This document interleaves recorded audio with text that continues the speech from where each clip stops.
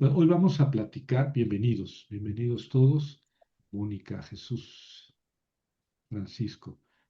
Vamos a platicar de la prostitución sagrada, pero ya no vamos a hablar de la prostitución sagrada en el Antiguo Testamento. Hablamos ya bastante de eso. Eh, yo en lo particular no encuentro nada que demuestre que en el Antiguo Testamento se hable de prostitución sagrada, ni siquiera de los cananeos, tampoco de los israelitas, mucho menos de los israelitas. Eh, en general, cuando se habla de prostitución sagrada, se habla de prostitución sagrada homosexual. Y la prostitución sagrada homosexual no tiene nada que ver con la fecundidad. O sea, un rito que está destinado a representar la fecundidad y que se representa con una relación homosexual, pues no tiene sentido en sí mismo. Ese es uno de los argumentos y yo creo que de los principales. Pero además, los textos en sí mismos nunca hablan de prostitución sagrada. ¿Sí? Son interpretaciones. O sea, toda eh, celebración litúrgica que no está dirigida a Yahvé, al Dios de Israel, es una prostitución. ¿Por qué? Porque Israel es la esposa de Yahvé. Y si se va con otro Dios, es adúltera, es prostituta. Y esa idea de la prostitución, de la idolatría, llamémoslo así, irse con otro Dios como prostitución, eso es lo que está en el fondo de estos textos. Se van a prostituirse, pues sí, se van a prostituir, se van con otros dioses. No quiere decir que vayan a tener relaciones sexuales con una sacerdotisa. Van a prostituirse, sí, se van con otros dioses. Se prostituyen con los dioses, sí. Exactamente a eso nos referimos cuando hablamos de que la idolatría es una prostitución, pero eso no quiere decir que hubiera prostitución sagrada. Entonces yo creo que con las dos conferencias pasadas y con los apuntes que les envié, eh, ustedes puedan profundizar y estudiar los textos a fondo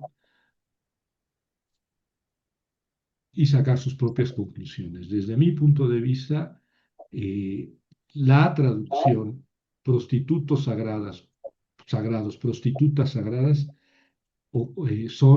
es una traducción falsa, por principio. En hebreo la palabra kadosh significa santo. Así cuando Isaías ve el trono de Dios, eh, eh, el canto es kadosh, kadosh, kadosh, santo, santo, santo.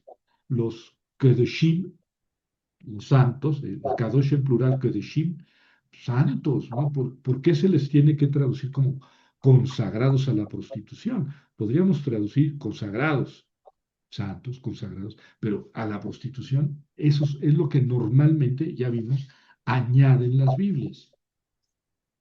Y Kedeshot, consagradas, bueno, pues consagradas a un Dios, ¿verdad? A una deidad o a un trabajo, pero eso no autoriza a las traducciones a poner consagradas a la prostitución. Entonces, eso es una muy mala traducción, es una muy mala técnica de traducción, es una traducción interpretativa que nos desvía, nos pierde a los que estamos leyendo. Y lo digo porque yo muchos años pensé que había prostitución sagrada y escuchaba a mis maestros y yo me imaginaba ese culto y decía, pues qué estupidez de culto, ¿no? Ir con una sacerdotisa a derramar el semen para simbolizar la fecundidad de la tierra. Vamos, eso es tan degenerado que no tiene, es una casi caricatura, ¿no? Y yo creo que ese es el fondo de las críticas de la traducción como prostitución sagrada. Se está caricaturizando a la religión cananea. Pero luego vimos la traducción de los 70 que a veces sí, la traducción de los 70 es la traducción que hicieron los judíos del texto hebreo o arameo al griego 300, 200, 100 años antes de Cristo. Y ellos sí tradujeron prostitución sagrada, sí, pero eso es la traducción de los 70, no es el original, digamos así. Es como una interpretación. Entonces, en la actualidad se hable de prostitución sagrada no es nuevo, no se dieron cuenta ayer, ni antier, ni hace 100, ni hace 500 años. Así lo interpretaron ya los mismos judíos, algunos, antes de Cristo, ¿verdad? La traducción Peshita, que es una traducción, la primera traducción de la Biblia completa a una lengua X, es la Peshita, es al arameo, y traduce indefectiblemente prostitución sagrada. Sí, pero es una traducción, ¿verdad? Y ya probablemente con mucha influencia cristiana, porque sí, tiene toda la Biblia y el Nuevo Testamento, también el Nuevo Testamento, pero es posible que el Antiguo no haya sido hecho totalmente por cristianos. Pero la idea de que se trata de prostitución sagrada en la Biblia, en los ritos cananeos, no es nueva ni es medianamente antigua, es muy antigua, pero no es original de la Biblia. Espero que eso ya lo hayamos demostrado. Ahora vamos a hablar en esta tercera conferencia sobre la prostitución sagrada, de la prostitución sagrada en otras culturas, porque yo he visto, y ahorita les voy a mostrar algunos artículos, algunos autores, que cuando hablan de la prostitución sagrada entre los cananeos en la Biblia, dicen, sí, era la prostitución sagrada como se daba en Mesopotamia. Por ejemplo, lean Herodoto. Y, y luego otro autor, pero jefes de la Biblia, jefes de la Biblia. Sí, la prostitución sagrada era común en Canaán, como era también común en Babilonia. Lean a Herodoto. Y el tercer, lean a Herodoto. Y entonces resulta que eh, la gran demostración de que había prostitución sagrada en Israel, en la tierra de Canaán, y de que de ello se habla en el Nuevo Testamento, en el Antiguo Testamento, es que había prostitución sagrada en Babilonia, y léanse a Herodoto. A ver, ahora vamos a leer Herodoto y vamos a ver que tampoco Herodoto tiene autoridad para hablar de prostitución sagrada en Babilonia.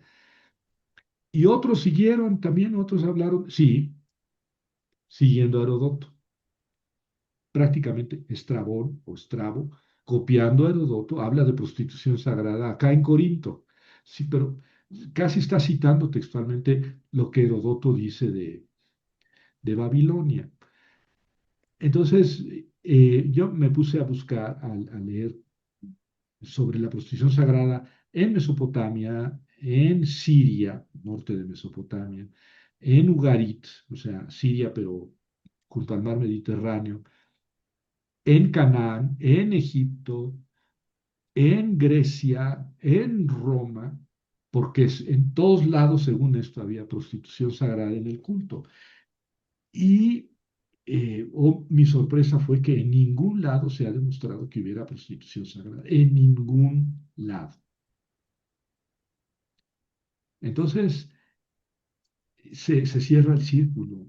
Ha sido una psicosis colectiva hablar de la prostitución sagrada. No, es que no está demostrado. Por lo menos concédanme eso. Yo digo que no existía, pero concédanme que no está demostrado. Ningún texto habla indefectiblemente de prostitución sagrada. Y es lo que vamos a ver ahora. Me van a disculpar, yo no soy historiador. Mi área no es Mesopotamia, ni Egipto, ni Grecia, ni Roma, ni Siria. Mi área es la Biblia. Entonces, en la Biblia sí me pongo con los textos, me peleo con los textos y los traduzco de cuatro lenguas diferentes o cinco o seis. De esto que les voy a hablar ahora, pues no es mi fuerte. Yo me atrevo a compartirlo porque es como la culminación de la investigación sobre la prostitución sagrada en la Biblia. Pero me baso en lo que dicen otros autores, así tal cual se lo digo. Yo me junté 10 autores, me puse a leer, claro, con espíritu crítico, diciendo, pero finalmente no llego yo a traducir los textos del caldeo, del asirio, del egipcio. No llego a tanto porque no es mi especialidad, ¿verdad? Más bien aquí yo les transmito lo que he juntado, lo que he coleccionado, de lo que dicen otros autores. Entonces, les voy a compartir el texto, eh, ¿verdad? Y vamos a leer solamente algunos detalles, ¿verdad? Eh, el origen de la prostitución sagrada, el texto más antiguo al que todos los autores recurren, si ustedes se leen esos textos que estudiamos aquí en estas conferencias y que están en su texto, si ustedes los buscan en alguna explicación, algún comentario bíblico y eso, cuando hablan de la prostitución sagrada, los autores se van a Babilonia y al libro de Herodoto. Entonces, aquí está ese texto famoso de Herodoto que citan de los libros que hablan de la prostitución sagrada. Aquí está, lo vamos a leer. Ustedes se fijan a ver en qué medida habla de prostitución sagrada y en qué medida es un libro fiable, del que nos habla Herodoto. Dice así: la costumbre más infame que hay entre los babilonios es la de que toda mujer natural del país deba prostituirse una vez en la vida con algún forastero, estando sentada en el templo de Afrodita. Es verdad que muchas mujeres principales, orgullosas por su opulencia, se desdeñan de mezclarse con en la turba con las demás, y lo que hacen es ir en un carruaje cubierto y quedarse cerca del templo, siguiéndolas una gran comitiva de criados.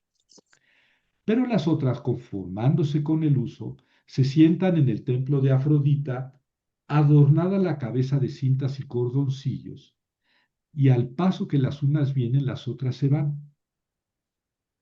Entre las filas de las mujeres quedan abiertas de una parte a otras unas como calles tiradas a cordel, por las cuales van pasando los forasteros y escogen a la que les agrada. Después que una mujer se ha sentado allí, no vuelve a su casa hasta tanto que algún extranjero le eche dinero en el regazo y se una a ella fuera del templo. Al echar el dinero debe decirle: invoco en favor tuyo a la diosa Milita, que este es el nombre que dan a Afrodita los asirios. No es lícito rehusar el dinero, sea mucho o poco, porque se le considera como una ofrenda sagrada. Ninguna mujer puede desechar al que la escoge, siendo indispensable que le siga y después de cumplir con lo que debe a la diosa, se retira a su casa.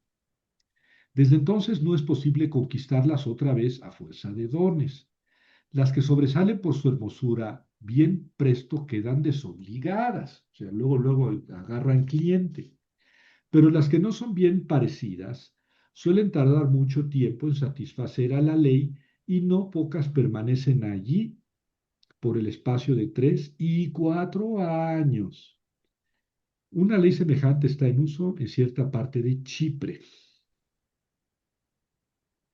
Bueno, lo primero que hay que decir es que, caray, es el primer comentario. ¿Qué payasada es esa? ¿Qué significa eso? O sea, que todas las mujeres tienen que prostituirse una vez en la vida porque sí, porque lo manda la diosa,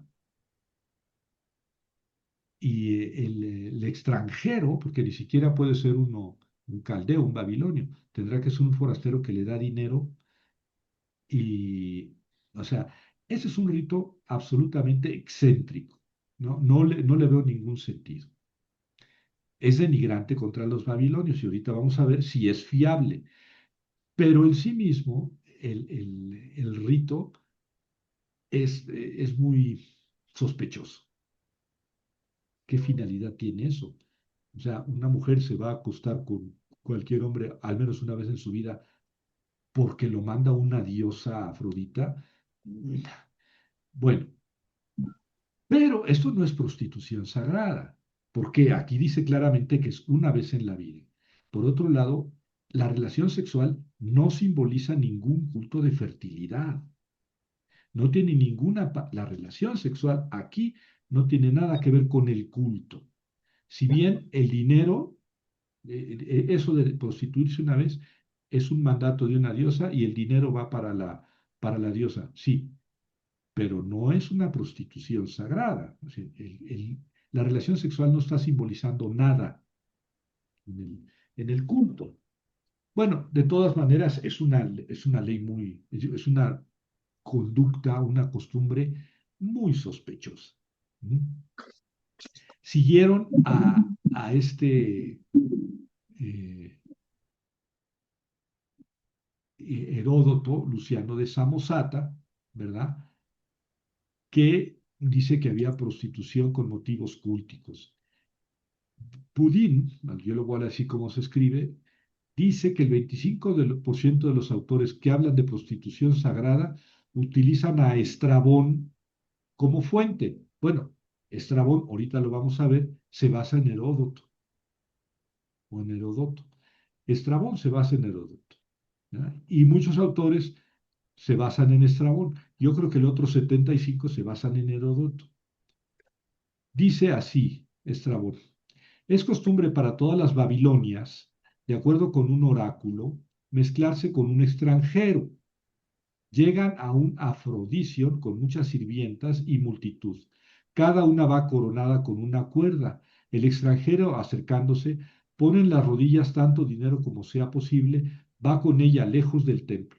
La plata se considera sagrada para Afrodita. Digan ustedes si no es una copia de lo que dijo Herodoto. O sea, es básicamente igual que dice Estrabón. Entonces, nos basemos en Estrabón o nos basemos en Herodoto, nos estamos basando en Herodoto, en la tradición que dijo Herodoto que se realizaba en Babilonia. O sea, noten que la plata se considera sagrada para Afrodita, pero la relación sexual en sí no tiene ninguna función cúltica, no representa nada en el culto. George Fraser, de la rama dorada, un libro clásico de la cultura religiosa, habla olímpicamente, esas son palabras mías, olímpicamente de abundancia de culto de prostitución sagrada en Israel, derivada del culto a la fertilidad por medio del matrimonio sagrado. Pruebas, ninguna. Pruebas, ninguna. Hablar es fácil. Wellhausen, Julius Wellhausen, uno de los grandes jefes de la Biblia, pero sí, pero se equivocó, según el doctor Quesada. En su obra 1878 no habla de prostitución sagrada, pero en la historia de Israel y de Judá de 1894 dice que había hieródulos y hieródulas en las fiestas y que en ellas había excesos. ¿Verdad? Bueno, no es tan radical Wellhausen. William Robertson Smith dice que sí, que había prostitución sagrada y ta, ta, ta. Rudolf Kittel, Rudolf Kittel, otro de los grandes jefes estudiosos de la Biblia alemán, dice que había prostitución sagrada por todos lados y que las estatuitas sagradas, esas que puse en los flyers de estas conferencias, es la diosa desnuda, es una prostituta sagrada. Y dice que la religión cananea tenía ese culto y que influenció mucho a la religión de Israel. Pruebas, cero, porque una estatuita no tiene por qué ser una estatuita de una mujer desnuda, no tiene que ser una prostituta, ni tiene por qué simbolizar la prostitución sagrada. May es una autora de la que hablé al principio del libro, y esta ve prostitución sagrada por todos lados. Cada renglón de la Biblia habla de prostitución sagrada, aunque no hable ni siquiera de prostitución ni de Kedeshim o Kedeshot.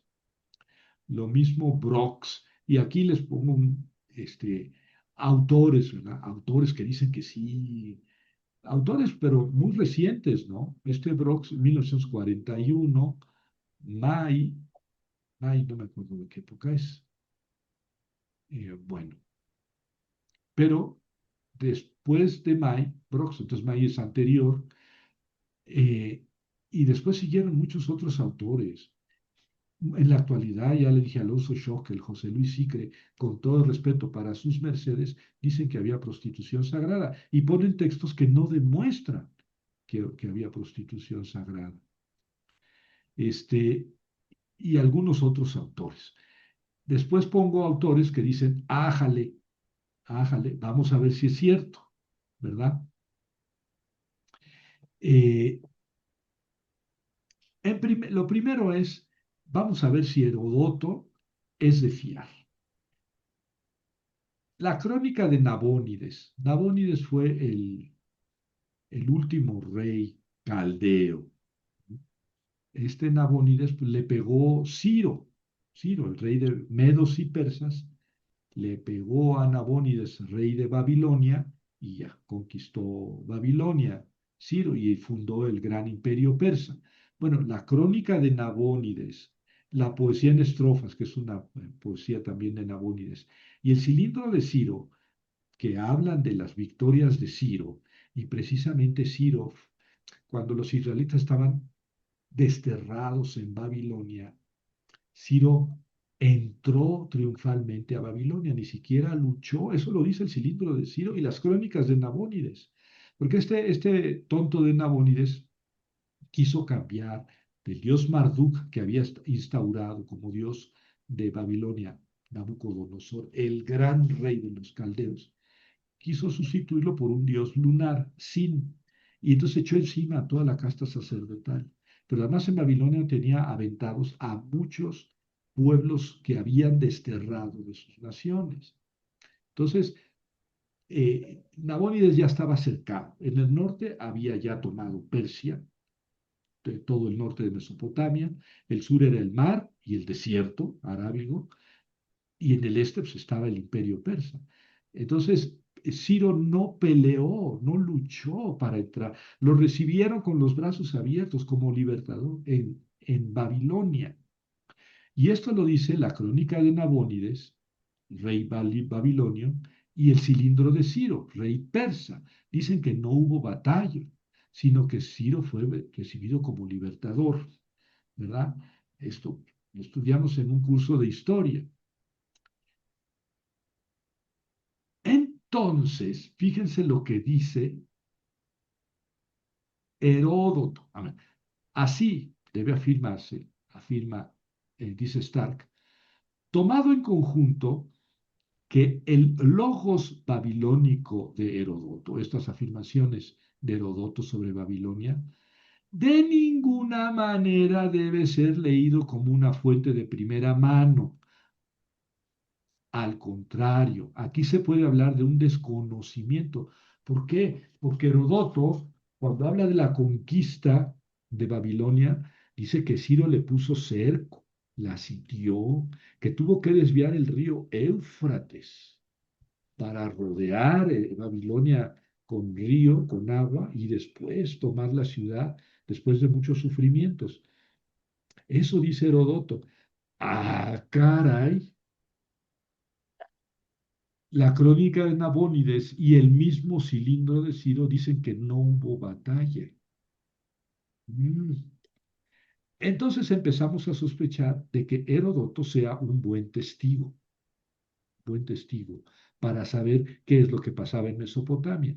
Por eso ese texto de arriba decimos, ah, caray, Heródoto, no vaya a ser como tu conquista de Babilonia. Mm. El gran desconocimiento de Heródoto en la narración de la historia de Babilonia como de sus costumbres, hace especialmente claro cuán poco material auténtico tuvo aquí a su disposición. Ah, entonces ya dudamos de Herodoto. Entonces se juntan las otras dos observaciones. Herodoto no es de fiar en esto que está diciendo. Dos, ese rito está muy raro, está muy feo, no tiene sentido que una mujer se tenga que prostituir por mandato de la diosa y que con cualquiera que pase, al menos una vez en la vida y después ya nunca. Y luego eso no tiene nada que ver con una prostitución sagrada, no tiene nada que ver con un culto. Es algo que se hace en todo caso, en favor de la diosa o del templo, pero no tiene ninguna representación espiritual, cúltica, simbólica. Pero sobre todo esto de que Herodoto no es de fiar, ¿verdad? Bueno, Estrabón siguió a Herodoto. Ya vimos lo que dice Estrabón y es muy similar a lo que dice Estrabón. Y él habla de Hierodulon, y aquí está mal escrito, Hierodulon, Ginaicón, mujeres hieródulas, en el templo de Afrodita, en el monte Erix, con la finalidad de cumplir votos. Esto en Sicilia, pero tratándose también de forasteros. Entonces, Estrabón sigue a Herodoto para decir lo mismo que dice Herodoto de Babilonia, pero en Sicilia. Y luego habla de una costumbre asiria, Estrabón, como la describe Herodoto. Pero ni figurillas, ni sellos, ni en general hallazgos arqueológicos son testigos de esa prostitución sagrada. Se han interpretado así. Esta figurilla de una mujer desnuda es una prueba flagrante de que había prostitución sagrada. Pues, una mujer desnuda también lo tenían los mayas y los aztecas y todas las culturas antiguas. Es el tabú, el mito, el origen de la vida, ¿no? Bueno, y luego les pongo aquí algunos ejemplos. La Biblische Enzyklopädie, ¿verdad? Dice que la prostitución sagrada no existió. Esto es en 1996. Anchor Bible Dictionary, pues es uno de los mejores diccionarios de la Biblia más serios que hay, dice que no existía prostitución sagrada, ¿verdad? El Theological Lexicon of the Old Testament eh, dice que en unos textos se habla, fíjense, Deuteronomio 23, 18, 19, y otros textos hablan de prostitución sagrada, pues ya vimos que Deuteronomio 18, 23, 18, 19 no habla de eso. Ya aquí lo analizamos. Se trata de la prostitución sagrada, pero que en acádico, ugarítico, fenicio, púnico, la raíz kedishtum, o sea, kedosh, kedosha, kedoshim, no significa prostitución sagrada, como lo traducen estos textos, ¿no?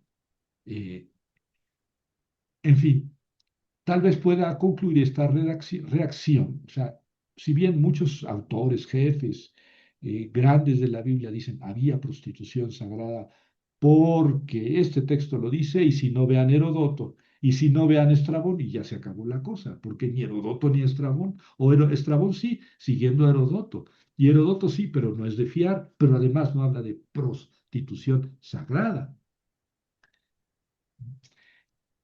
De Grado dice eso, dice esto. De hecho, el hecho de que décadas de investigación en asiriología y ugaritología no hayan encontrado fundamentos para la idea de que esa prostitución cultural existiera en el antiguo Medio Oriente, como el hecho de que ningún pasaje bíblico se refiere explícitamente a la prostitución cultural.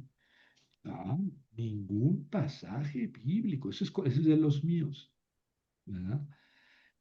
Pero además aquí dice asiriología, Asiria, o sea, es el norte de Irak, sur de Kurdistán, todo es Asiria y parte de Siria. Y ugaritología, esto es lo que es actualmente Líbano, digamos, o sea, Siria, pero pegado al mar Mediterráneo. Es una cultura anterior a la hebrea. Y ahí no se ha encontrado prostitución cultural sagrada, ¿no? Y decir que eso existe en el Antiguo Testamento, no hay textos del Antiguo Testamento que hablen de eso directamente. Y eso hace que la vieja traducción, consagrados a la prostitución, consagradas a la prostitución, no. Vamos ahora a Siria, Mesopotamia, Siria, Canaán y el Mediterráneo, o sea, ¿sí? Todo lo que es Irak, Siria, Líbano, Jordania, Israel. Vamos a hablar de eso. No podemos demostrar que había prostitución sagrada. Y esto, autores, ¿no? En cuanto a la prostitución sagrada, no hay regulaciones legales, documentos administrativos o ningún otro testigo de tal práctica. Es que, pues sí, si había prostitutas sagradas, tenía que tener una ley, una regulación, algo religioso que normara su conducta o sus actividades. De modo que la expresión prostituta sagrada es una amalgama de falsos conceptos, presuposiciones y exactitudes. Y ya no estoy hablando de Israel, estoy hablando de la zona de Mesopotamia, Siria, Asiria y Ugarit. Ugarit, Basten-Holz, dice que no se puede comprobar que había prostitución sagrada en Ugarit. Ugarit es una cultura anterior a la hebrea. Floreció ya por el siglo XIV antes de Cristo, cuando los israelitas estaban, según esto, en Egipto esclavizados, y murió antes de que llegaran los israelitas a la tierra prometida. No conocíamos esa cultura hasta que el año pasado, el siglo pasado, un buey, y eso sí literal, un buey descubrió, porque estaba arando, una persona estaba arando y descubrió una caja con textos. Y entonces ya descubrimos eh, la existencia de esta cultura, su lengua era cuneiforme, pero muy parecido al hebreo. Ya se tradujeron los libros y se ha hecho mucha interpretación. Dice Jean-Michel Tarragón sobre Ugarit, ninguna referencia a Kadash. Yo tuve clases con él en la École Biblique et d'Archéologie Française de Jérusalem, pero yo pensé que era Jean-Marie. A lo mejor yo estoy mal o aquí está mal el nombre. Bueno, él me dio ugarítico, clase de ugarítico en Jerusalén. Ninguna referencia a Kadash, Kadosh, Kedeshá, en Ugarit o Kadishtu, femenino, en tiempos mesopotámicos. Describe sus funciones como prostitución sagrada. Sí se habla de santo, Kadosh, consagrado, o Kadishtu, consagrada, santa, pero ninguna referencia en Ugarit habla de sus funciones como prostituta sagrada.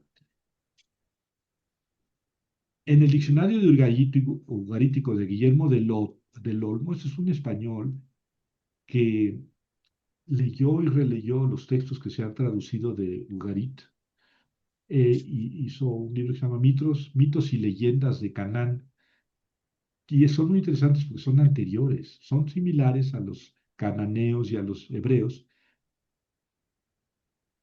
pero no se conocían.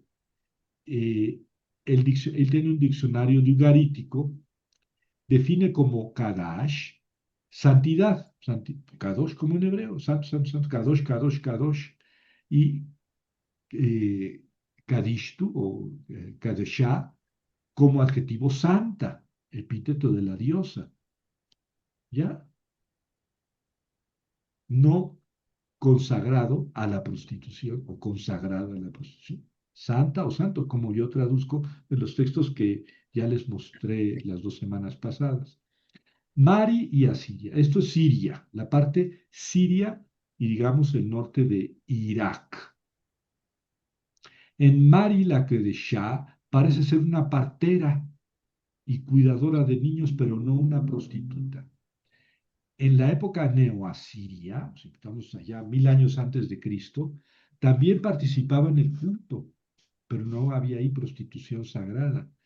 No hay evidencia a partir del corpus cuneiforme, porque son tablillas también cuneiformes, que sugiera que la Caristú fuera prostituta de ninguna clase. El léxico real de asiriología dice que la naditu, otra palabra, era una persona casta y que ni naditu ni ubactu tienen que ver con prostitución, porque decía, no, es que la naditu, no, es que ninguna tiene que ver.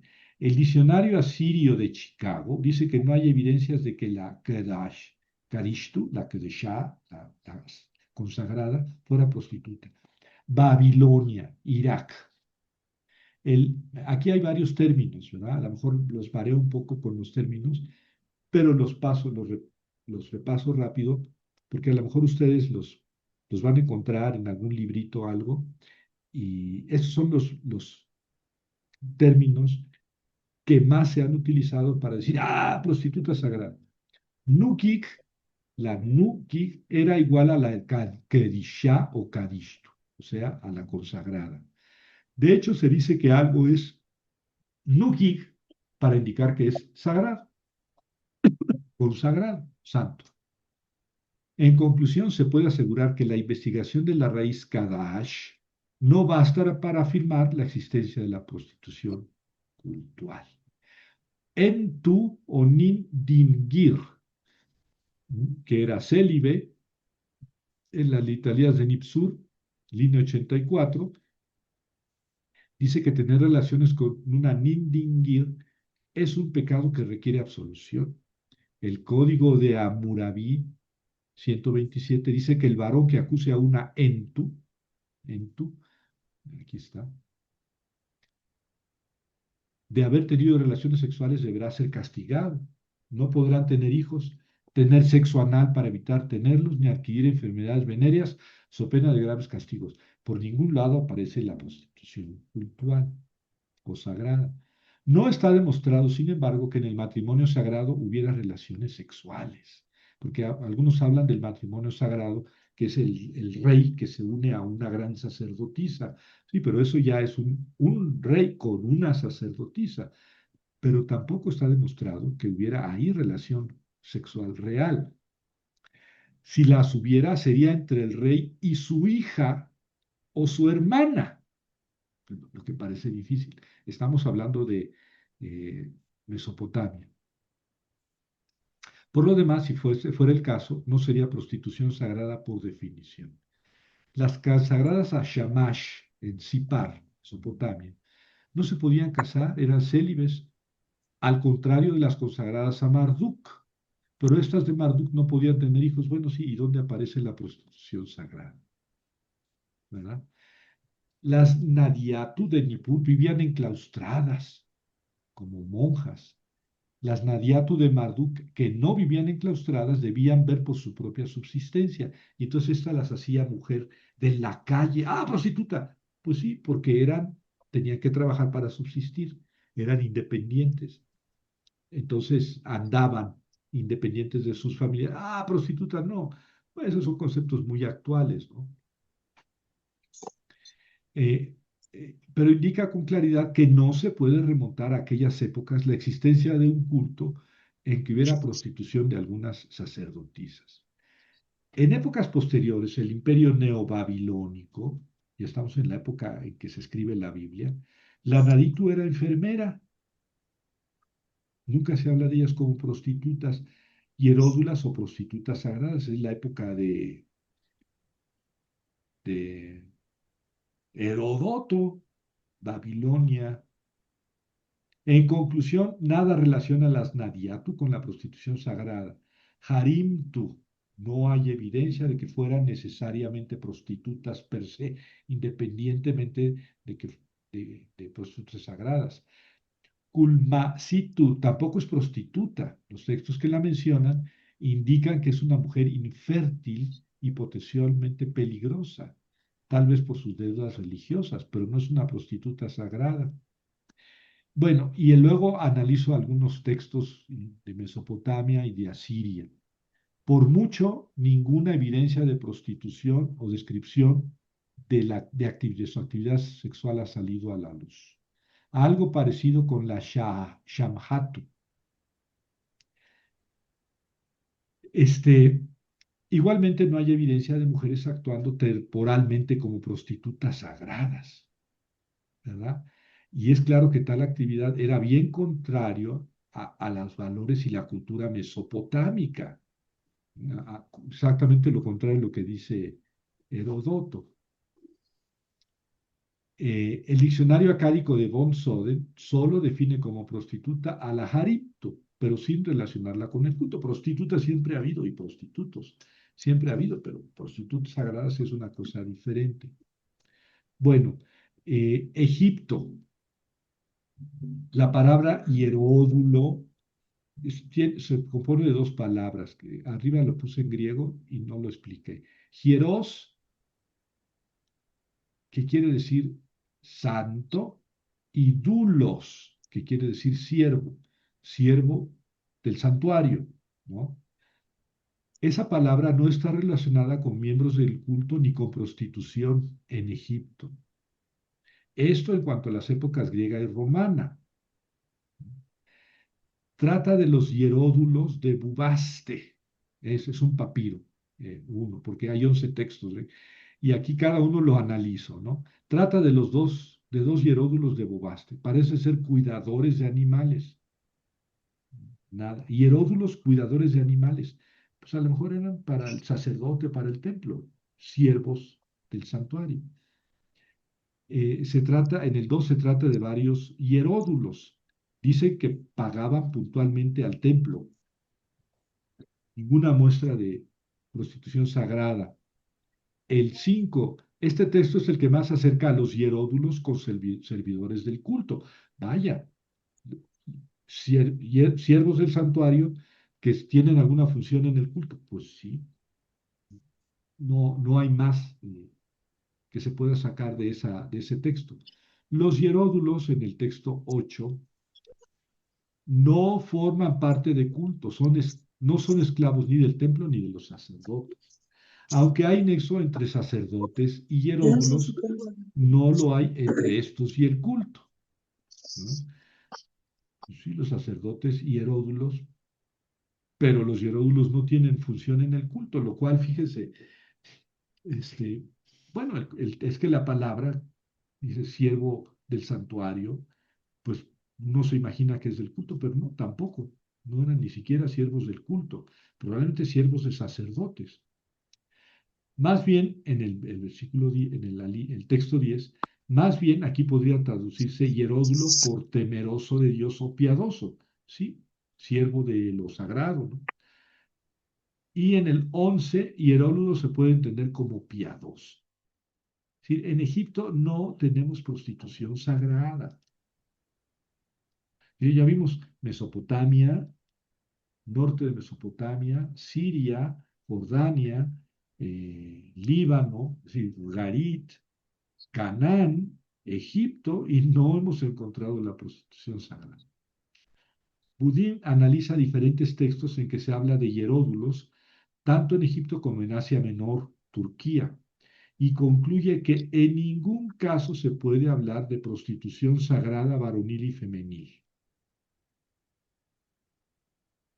Ah, es que ese Budín está de tu lado. Bueno, pues, o yo estoy de su lado, ¿verdad? Pero es alguien que se dedicó a estudiar estos textos, ¿verdad? De Egipto y de Asia Menor, Turquía y Egipto.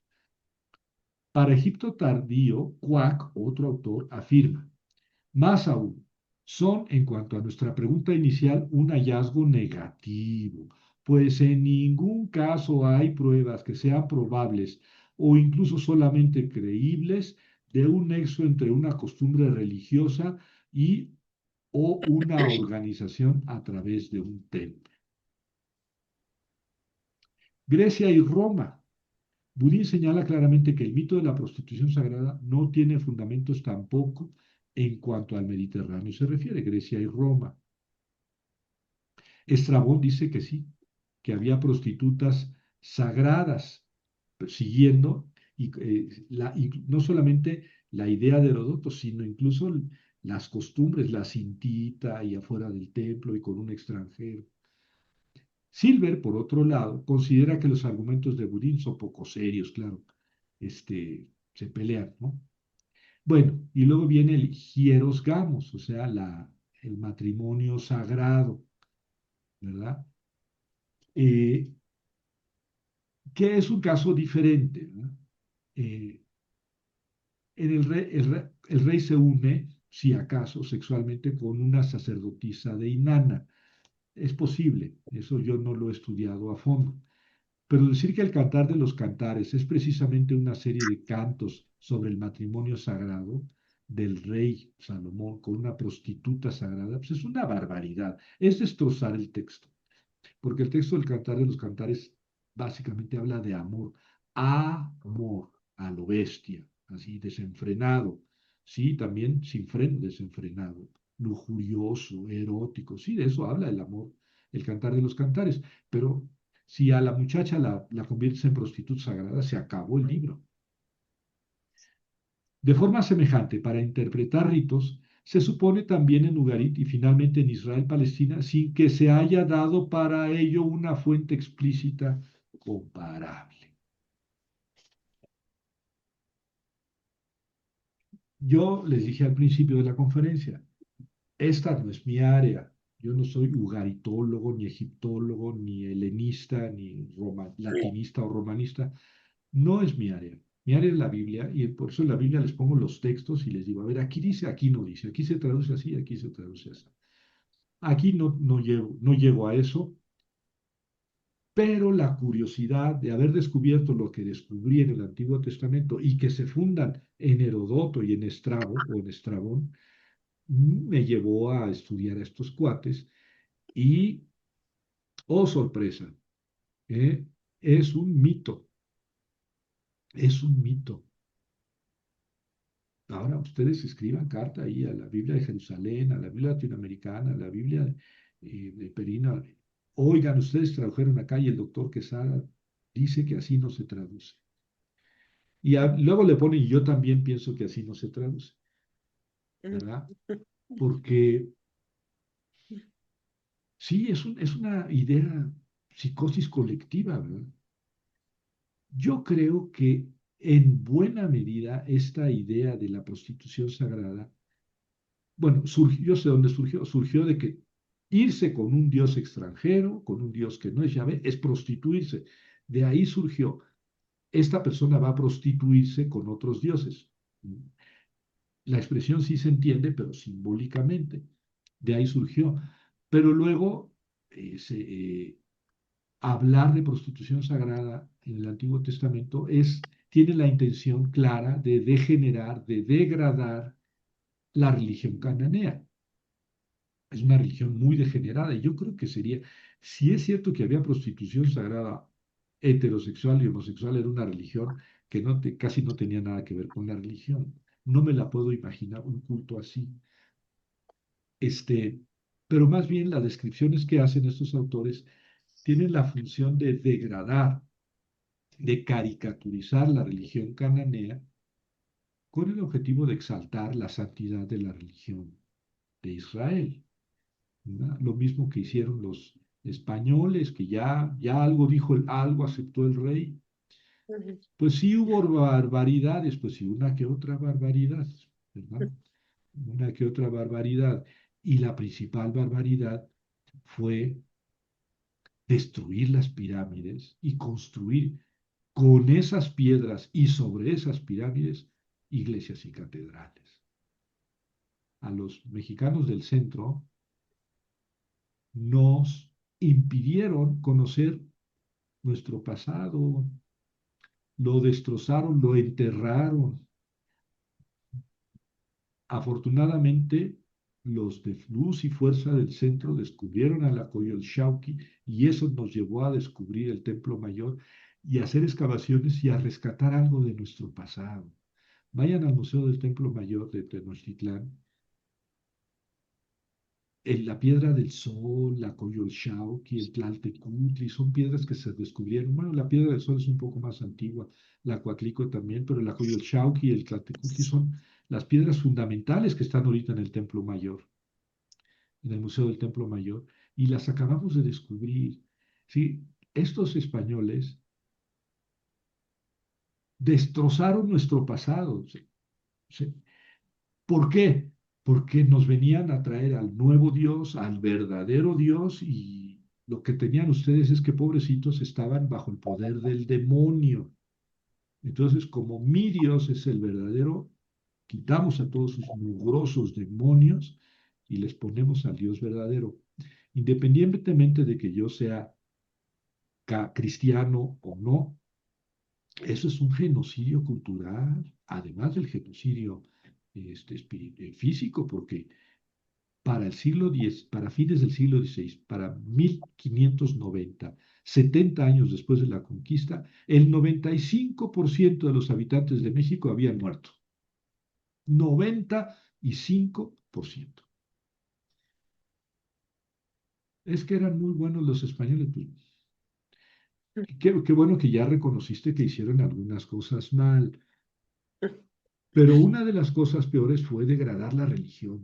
¿Cómo se expresa Bernardino? Bueno, en general, los cronistas, los cronistas, los que hicieron códices, pues, en general, sacerdotes, religiosos, no, eran demonios, ¿no? Cuando hablaba bien de los dioses aztecas y de los mayas y de los totonacas y de los tarascos, eran demonios.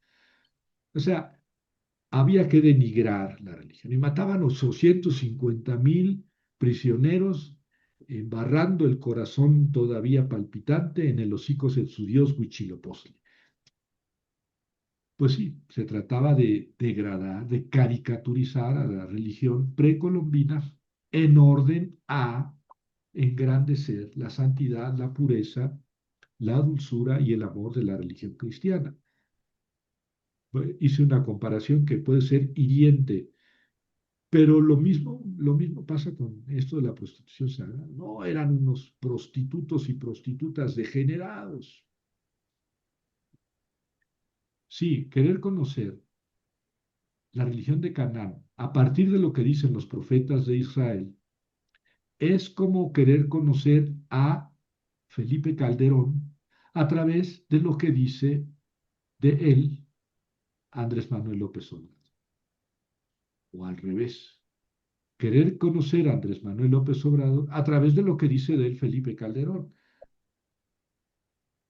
Porque nos estamos basando en los enemigos es que este es así porque su enemigo dice que es así. Pues no, esa es la peor manera, ¿no? Entonces hay que ser un poco suspicaces a la hora de leer y cuando algo no huele bien, pues escarbarle. Puede ser que el que lo escribió no tenga razón, esté equivocado, como Herodoto. Oye, hace rato tuve clase de historia y hablamos precisamente de la conquista de Babilonia, conquista entre comillas, porque el cilindro de Ciro y la crónica de Nabónides, el rey de Babilonia, dicen que Ciro no peleó, Ciro entró triunfalmente a Babilonia, no hubo guerra, no hubo oposición. Herodoto dice que sí, que un sitio y que tuvo que desviar el río, y que... Entonces uno dice, mi querido Herodoto, como que no te puedo creer tan fácil. Y entonces ya sospechamos. Bueno, miren, dice Nietzsche, decía Nietzsche, Federico Nietzsche, un buen maestro, y aquí yo digo un buen conferencista, tendría que alertar a sus alumnos en contra de él. Bueno, pues cuidado conmigo.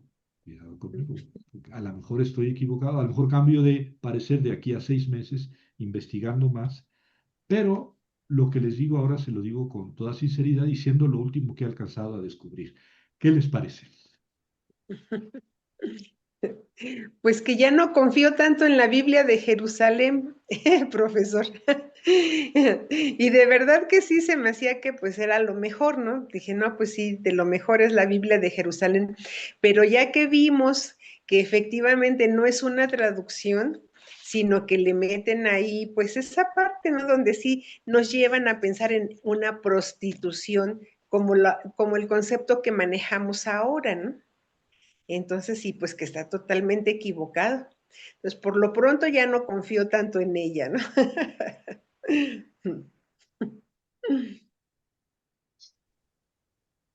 Es buena conclusión. Hay otras Biblias, pero yo me temo que la última que salió, la Biblia de la Iglesia, no es la última, es la penúltima. La Biblia de la Iglesia en América este, que es la del Selam, también traduce consagrados a la prostitución. Yo participé en la traducción de esta Biblia. Biblia, misioneros servidores de la palabra, hermanas misioneras servidoras de la palabra. Y esta nuevecita la voy a abrir. Yo traduje unos libros de esta Biblia. Traduje en Proverbios o Eclesiastés, Eclesiástico y Sabiduría. Y no he visto qué dice, pero seguramente dice consagrados a la prostitución. Pues yo tengo aquí fácil, puedo juntar 10 Biblias, fácil. Y luego tengo otras 100 Biblias en un programa que tengo en un CD, 100 Biblias en inglés, francés, alemán, italiano, español, de las lenguas que puedo leer. Y yo no sé si hay alguna Biblia que traduzca como yo, pero cuando yo tengo una Biblia traducida, no la he publicado, pero la voy a publicar algún día.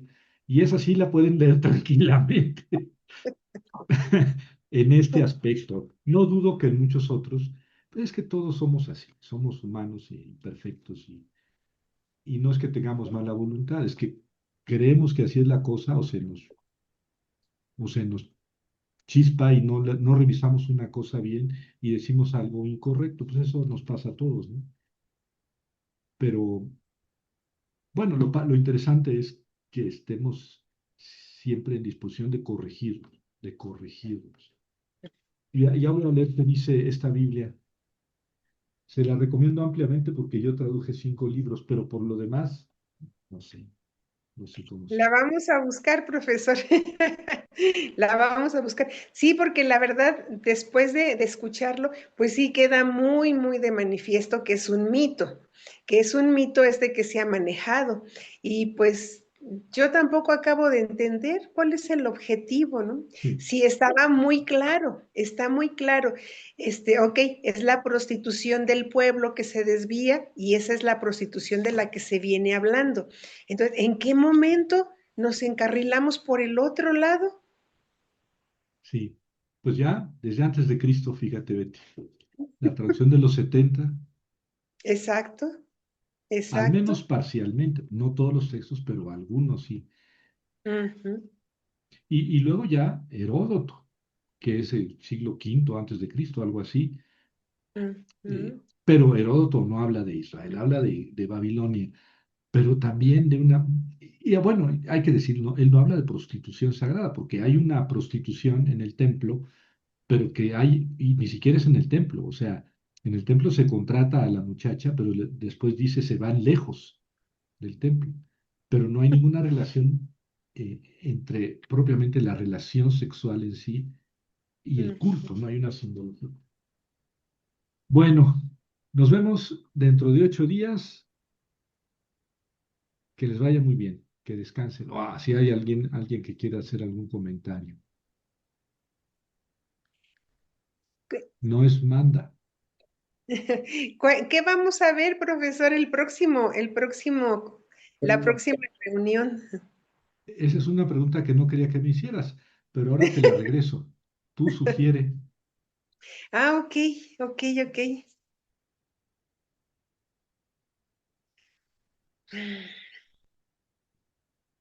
para que veas cómo me sentí yo cuando me dijiste. Me quedé pensando en Oseas, que me gusta mucho el profeta, ¿no? El profeta Oseas, y que habla mucho de eso con la prostitución, ¿no? Pues que le pide que se case con una mujer así. Pero ahí en Oseas, pues queda muy claro, ¿no? Que hace el símil con el pueblo que se está desviando, el pueblo que se aleja de Dios, el pueblo que lo está que se está prostituyendo, pues, ¿no? Ya está, ya está. No digas más. Señores y señoras, anuncio que las próximas 3 conferencias van a ser sobre Oseas. 3 conferencias sobre Oseas. Muchas gracias, profesor. Nos vemos el próximo miércoles. Gracias. Buena semana.